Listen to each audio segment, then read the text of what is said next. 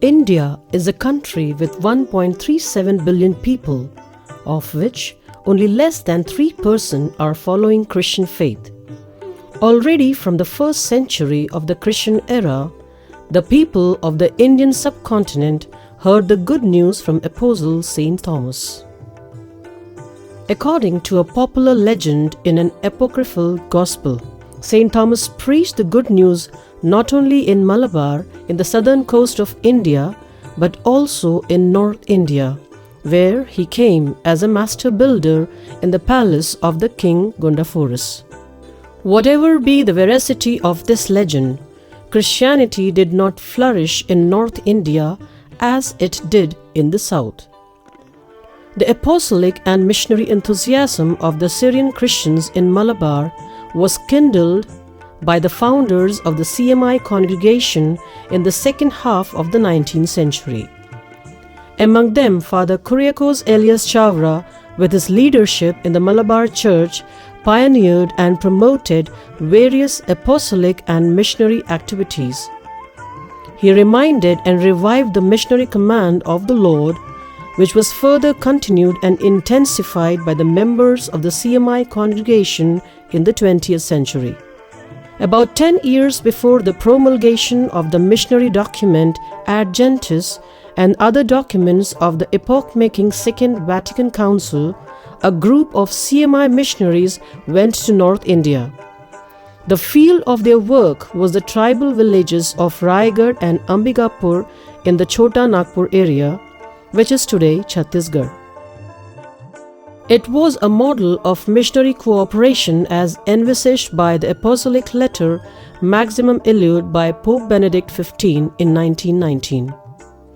The Latin dioceses and congregations in North India drastically needed help to sustain their mission. They naturally turned to the flourishing CMI congregation for enthusiastic missionaries to further their work in the remote areas of North Indian villages.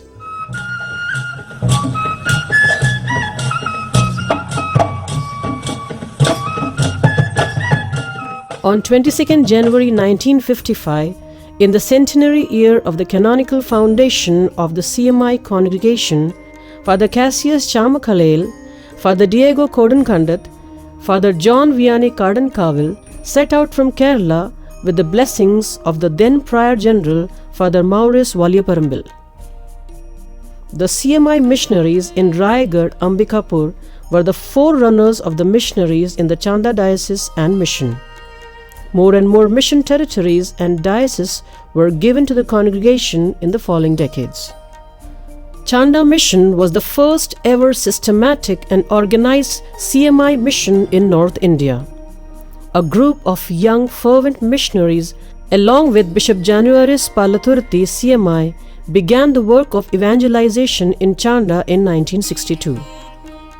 The success story of Chanda prompted in the handing over of many more mission territories to the CMIs. Thus, Sagar, Bijnor, Rajkot, Jagdalpur and Adilabad became flourishing dioceses in North India as a result of the enterprising spirit of the CMI missionaries. The enthusiasm and the hard work of the CMI missionaries have brought about visible changes in many areas of North India.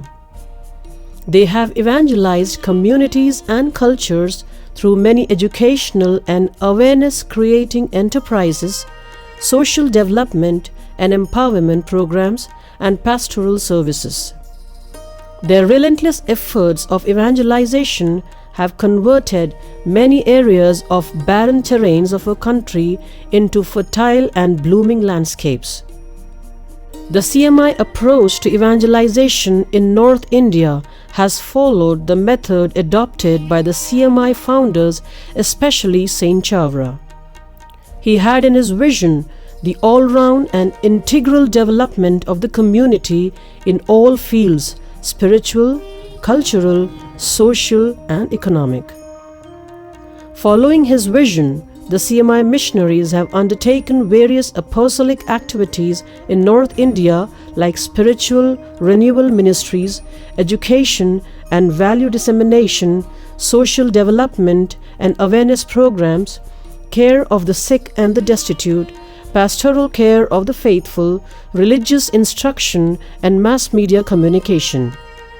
In all these activities, the prime concern was the spread of the good news in a visible and tangible manner of witnessing.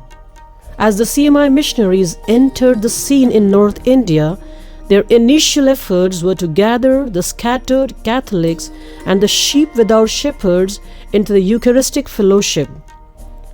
The first phase of evangelization in all the CMI mission territories consisted in establishing parishes for existing Christians and attending to their spiritual needs.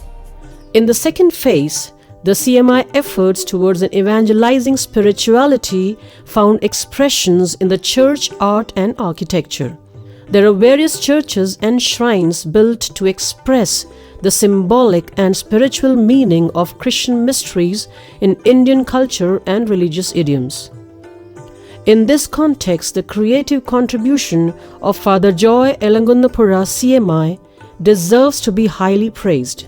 Father Joy's works constitute the greatest single contribution to Indian Christian architecture in North India.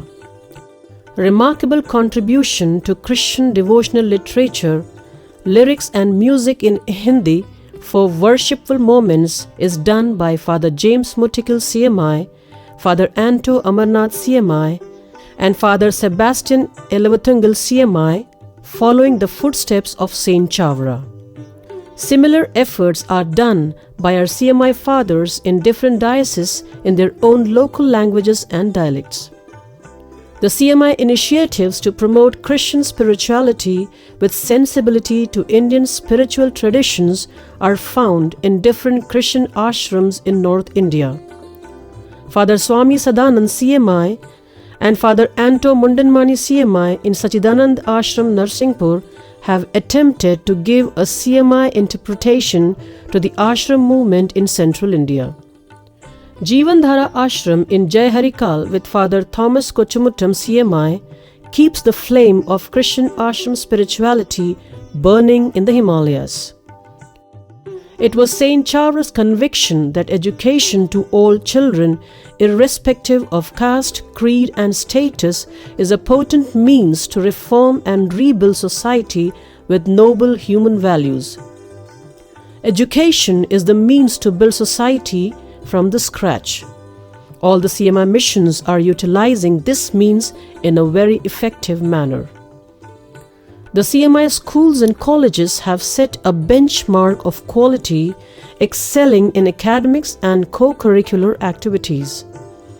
They are deemed to fulfill Saint Chavara's vision to make the young generation spiritually deep-rooted, morally upright, emotionally mature, intellectually erudite, efficient in communication, sublime in attitude, sober in behavior, and active in social concern. In view of giving opportunities to poor and less privileged children in urban areas, Hindi medium sections are added to the English medium schools. Schools are open also in the rural areas with boarding facility. They ensure quality education to children in the interior villages of the country. Inclusive education without discrimination on the basis of gender, ethnicity, language and disability is practiced in many CMI schools, which are role models of such education. Along with academic excellence, schools make various efforts to inculcate the sense of moral responsibility, social sensitivity and spiritual outlook. Many of our schools have a social action department through which social outreach programs are implemented. Our social work program can have an innate connection to evangelization if they are carried out with apostolic dedication and commitment. All the CMI missions have very efficient and effective social work programs which have been bringing out social change in a conspicuous manner. They empower individuals and communities and make them agents of social transformation, further strengthening the social fabric. CMI missions have pioneered many welfare programs such as tailoring, MCH programs, literacy programs, adult education centers, non-formal education centers, creches, SHG, Mahila Mandals, agricultural assistance and watershed programs. CMI missionaries are engaged in the apostolate of caring for the sick and the destitute. Already, Saint Chavara has paved the way for this ministry. Along with the help of the sisters of various congregations, dispensaries are open for the service to the poorest of the poor in the interior villages. There are old age homes, children's homes and homes for the destitute in all the CMI missions. They show the compassionate face of Jesus to the most needy people. Mission for the street and slum children are effectively carried out by the CMI missionaries in some cities of North India. Services are given to destitute children of slums, railway stations and streets. Among them are the rag pickers and runaway kids. In Bhopal, the work under the banner of Aanchal, pioneered by Father Anil Parupallil CMI, is a great service in the field. It also operates the railway child line of Bhopal.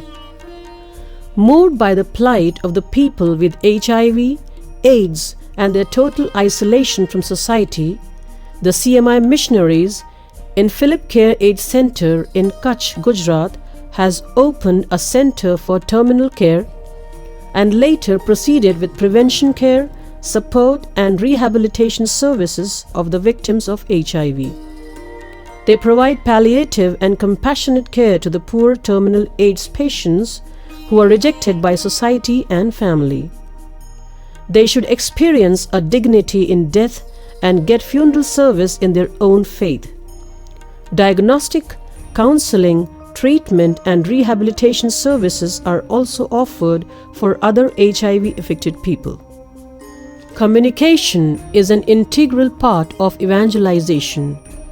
The CMI evangelizers have made praiseworthy contributions through the cultural and media communication centers in different North Indian missions. They have been presenting Christ to the multitudes through performing arts, value education, media productions, and modern electronic social media. True to the spirit of Saint Chavara, our missionaries are employing media in an effective manner.